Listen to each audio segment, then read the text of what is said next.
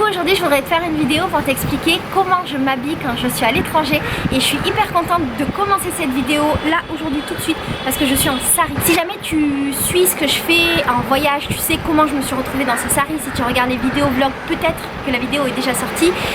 Et si tu sais pas, et ben je te laisse découvrir. Aujourd'hui je voudrais te parler du vêtement en voyage. Alors d'habitude quand je voyage, je suis du style à porter mes vêtements à moi. C'est-à-dire par exemple mon petit short. Tu sais, j'ai toujours le même short depuis genre 8 ans que je voyage, je porte exactement le même. Donc j'ai mon petit short et mon débardeur et c'est ma tenue type de voyage. Et en fait depuis que je suis en Asie, j'ai un petit peu changé, notamment quand je suis arrivée en Inde. Et ma réflexion par rapport aux vêtements, elle a été différente. Du coup je me suis dit que ça pouvait être sympa qu'on puisse en discuter, que je te donne ma nouvelle manière de penser au niveau des vêtements et que toi tu puisses me dire ce que tu en penses et comment toi tu réagis par rapport aux vêtements quand tu es dans un autre pays, dans une autre culture. Depuis que je suis arrivée ici, j'ai compris par exemple qu'il était intéressant quand on voyage de se renseigner sur la manière dont s'habillaient les gens, notamment les femmes, je vais parler pour les femmes, comment s'habillaient les femmes dans le pays dans lequel on était. Du coup, ce que moi je fais maintenant et ce que je ferai pour d'autres pays, c'est en fait de demander avant d'arriver dans le pays aux gens qu'est-ce qu'il faut faire, comment les gens s'habillent sur place. Donc là par exemple avant de venir en Inde, j'ai demandé aux backpackers, j'ai demandé aux Indiens que j'ai rencontrés, j'ai demandé aux Indiens que je connaissais pour pouvoir me rendre compte de ce qui était interdit ou pas, de ce qui était préférable ou pas. Ce que je fais également, c'est que quand j'arrive dans le pays, j'ai tendance à regarder comment les filles s'habillent. Donc comme je t'ai dit, il y a certains pays où avant je faisais pas vraiment attention et je m'habillais comme je voulais, mais en fait il faut quand même nuancer ça parce que j'ai déjà été dans des pays musulmans où là j'ai fait attention, tu vois. Donc en fait si sans m'en rendre compte, je le faisais quand même. Donc ce que je faisais, c'est que j'arrivais dans le pays, je regardais comment les femmes s'habillaient et je voyais si il était judicieux ou pas de continuer à m'habiller comme une européenne, c'est-à-dire avec mon mini-short et mon débardeur. Ce que je fais aussi, c'est que je demande aux locaux parce que eux savent toujours mieux que moi et je leur demande, voilà, est-ce qu'ici, si je mets un petit short, c'est autorisé? Est-ce que c'est dérangeant? Il m'est arrivé par exemple d'aller à la rivière et en Thaïlande et au Laos, de voir tout le monde se baigner habillé et de me poser la question, est-ce que moi j'ai le droit de me baigner en maillot de bain ou pas? Et en fait, pour t'expliquer, en Thaïlande, au Laos, ça posait aucun problème à personne que je me baigne en maillot de bain. C'est juste que dans leur culture, eux, ils le faisaient pas. Par contre, en Inde, c'est un petit peu plus dérangeant. Alors pourquoi je fonctionne comme ça maintenant? C'est parce qu'en fait, j'ai envie de m'adapter au pays dans lequel je vais. Tu vois, j'ai pas envie d'arriver dans un pays et d'imposer ma culture, d'imposer ma manière de vivre, ma manière de faire. Je préfère respecter les règles et complètement m'intégrer dans le pays. Et j'ai remarqué qu'en fait, en faisant ça, les gens étaient carrément plus sympathiques avec moi et qu'il y avait une différence de traitement en fait entre les filles qui par exemple ne s'adaptaient pas au pays et moi qui m'adaptais. Je dis pas genre que je suis exceptionnelle parce que je m'adapte, c'est pas ça que je veux dire. C'est qu'en fait j'ai l'impression que quand je suis, mais je prends l'exemple de l'Inde, que quand je suis arrivée en Inde et que j'étais habillée comme une européenne, par exemple les femmes étaient moins ouvertes, elles venaient moins vers moi. Pardon. Elles étaient peut-être moins sympathiques et le regard des hommes aussi était différent. Et depuis que je suis habillée comme une indienne, c'est vachement plus facile pour moi d'avoir des interactions avec les gens.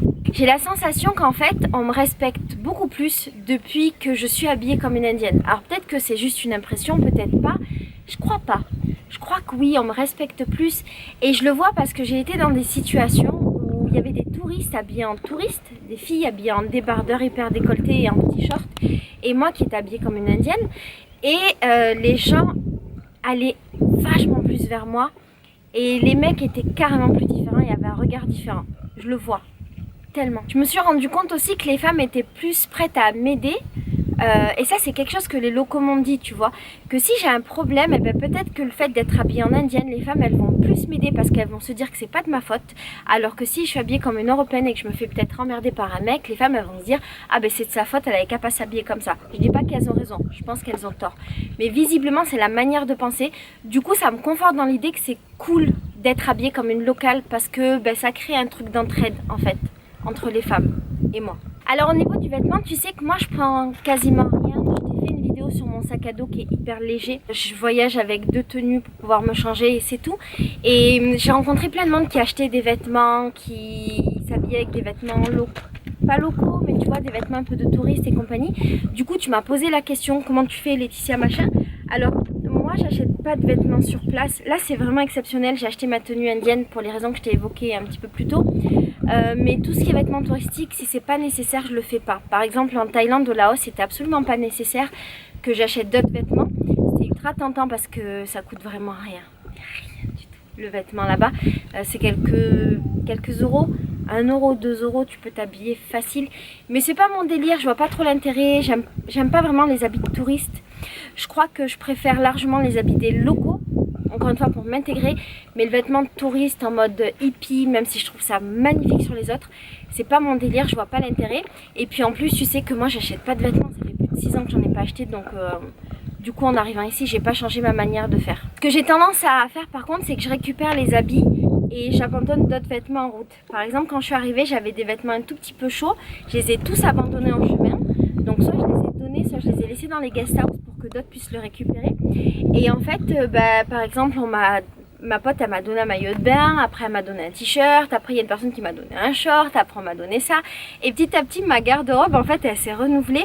Mais j'ai gardé cette habitude de prendre quelque chose qui avait déjà une vie et de donner autre chose pour pas m'encombrer. Ça, c'est pour plusieurs raisons. La première, c'est que je veux garder mon petit sac à dos minimaliste. Tu sais, j'ai un tout petit sac à dos pour voyager depuis 4 mois. Et je veux pas avoir un sac à dos plus lourd, je veux pas m'encombrer. Et la deuxième raison, c'est que je crois que le vêtement doit tourner et doit vivre. Et je veux pas plus que mes besoins. Et mes besoins, en fait, c'est juste 2 tenues pour tourner. Et si j'en ai marre d'une tenue, juste je les change. Et j'ai pas besoin de l'accumuler. Je crois que je suis vachement détachée du fait de changer de vêtements tous les jours et d'avoir une autre apparence. Ouais, je crois que je suis vachement détachée de ça.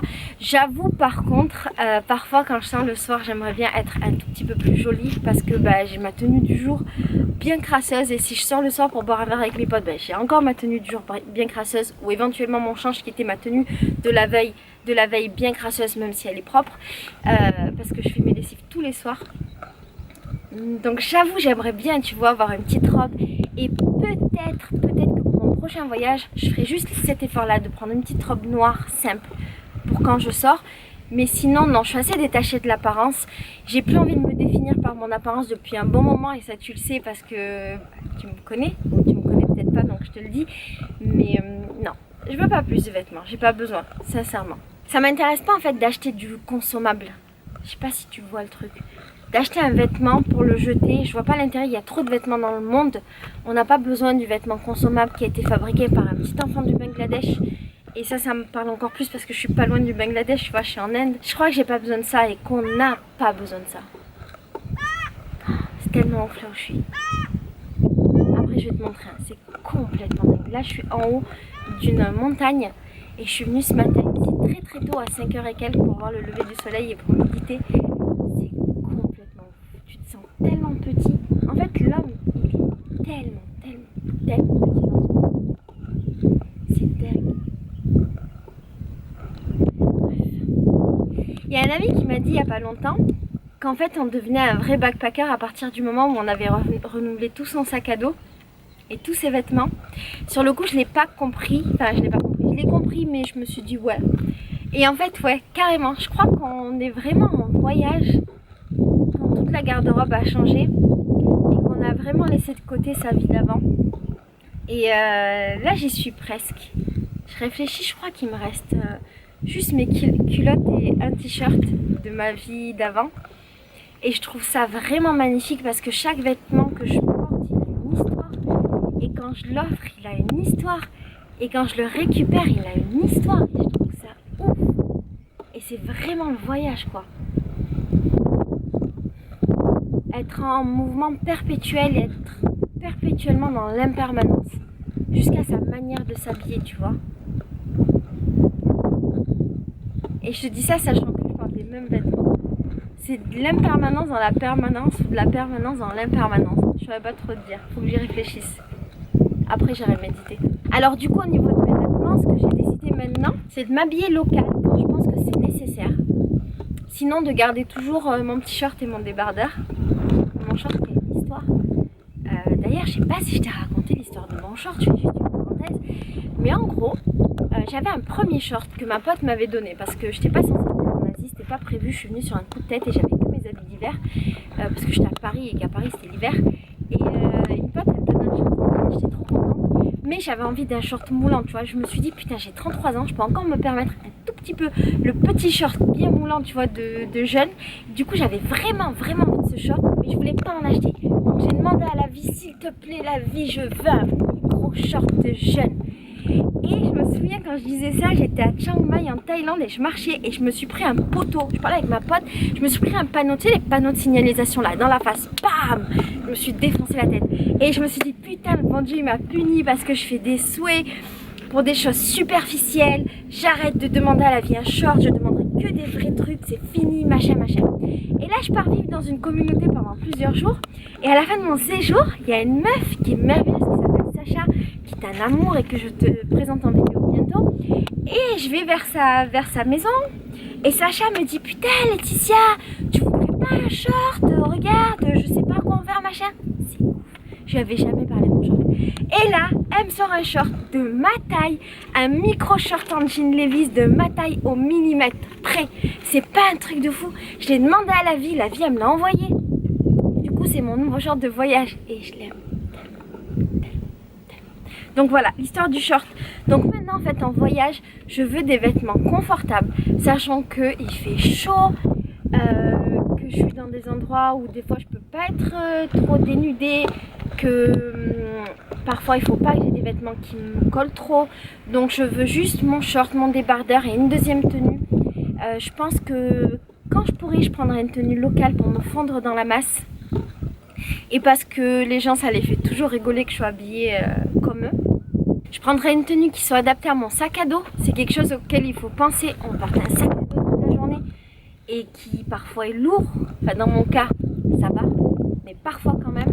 Donc il faut une tenue qui puisse supporter ça. Et je prendrai des vêtements qui soient hyper faciles à laver. Je me suis rendu compte que les t-shirts en coton trop extensibles, c'était pas bon parce qu'en fait ça se déformait trop. Dans la mesure où moi je les lave tous les jours à la main et que du coup je les presse, tu vois. Il faut des vêtements en coton, mais je sais pas comment ça s'appelle, tu vois, le coton qui s'extende pas. Je sais que ce mot n'existe pas. Il faut ce genre de vêtements qui se déforment pas. Des vêtements un peu en toile là qui sèchent hyper vite. Ça c'est important pour moi. Du coup, peut-être ouais, un débardeur, un short, un pantalon, deux culottes pour pouvoir changer, un t-shirt avec des manches, c'est hyper important pour quand on va dans les temples ou les lieux de culte.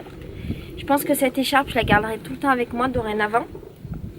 Et ma foi, et une tenue locale et c'est tout. Ce sera ma garde-robe de voyage. Il n'y a pas longtemps, on m'a parlé d'appropriation culturelle parce que je portais un sari. Ouais, parce qu'en fait, on m'a offert un sari en Inde. C'est ouf, il est magnifique. Mais impossible à porter pour moi. Je l'ai porté une journée, je croyais que j'allais mourir. Et j'ai beaucoup réfléchi à la question. Alors si tu sais pas ce que c'est que l'appropriation culturelle, je te mettrai des liens parce que c'est très intéressant comme sujet. Mais en fait, c'est quand une culture dominante prend des choses d'une culture dominée à son compte. Et je trouve le concept hyper intéressant, enfin l'idée hyper intéressante, mais je crois qu'elle peut pas s'appliquer partout. Et je vois pas de mal à m'habiller en indienne quand je suis en Inde. Alors, je vois pas énormément de mal à m'habiller en indienne quand je suis aussi en France, même si là je pourrais comprendre. Je pense que c'est de l'appropriation culturelle. Parce que je reprendrai à mon compte des vêtements, je suis en train de me faire piquer par des bêtes, je reprendrai à mon compte des vêtements d'une autre culture dont je connais pas forcément l'histoire et c'était là la question du sari, mais je crois qu'à partir du moment où je connais l'histoire et où je me renseigne, c'est moins problématique. Donc non, moi j'ai pas de problème à porter les vêtements d'une autre culture et au contraire je trouve que c'est plutôt cool de s'intéresser et d'avoir envie de partager la culture des autres. Je crois que l'appropriation culturelle, ça pose un problème quand il y a une histoire de commerce derrière, quand on prend quelque chose d'une autre culture pour la mode, pour vendre des choses sans en expliquer l'histoire, même si je suis très pour le partage de culture et le partage en général. Voilà. Après si toi tu as ton idée par rapport à ça, je suis vraiment preneuse. parce que ça reste encore de l'ordre de la réflexion pour moi. Voilà, je crois que je t'ai à peu près tout dit sur ma manière de voyager et de concevoir le vêtement en voyage. Si jamais tu as des questions, n'hésite pas à me les poser dans les commentaires et moi j'y répondrai avec plaisir. Je te ferai peut-être une autre vidéo pour la réponse. Je suis très heureuse de porter mes vêtements indiens. Ça fait 1 mois et demi que je suis habillée quasiment tous les jours comme ça et je pense que je vais être assez nostalgique quand je vais rentrer en France dans 2 semaines de ne plus les porter. Et je suis hyper heureuse de savoir aussi que je repars en voyage bientôt et que j'aurai d'autres occasions de porter des vêtements locaux et de découvrir d'autres manières de s'habiller avec tous les avantages et les inconvénients. Comme je t'ai dit, par exemple, le sari c'est la merde. À porter c'est trop dur, trop dur, trop dur, trop dur. Et je te fais des milliers de bisous et je vais te montrer l'endroit où je suis parce que c'est complètement... Je t'aime très.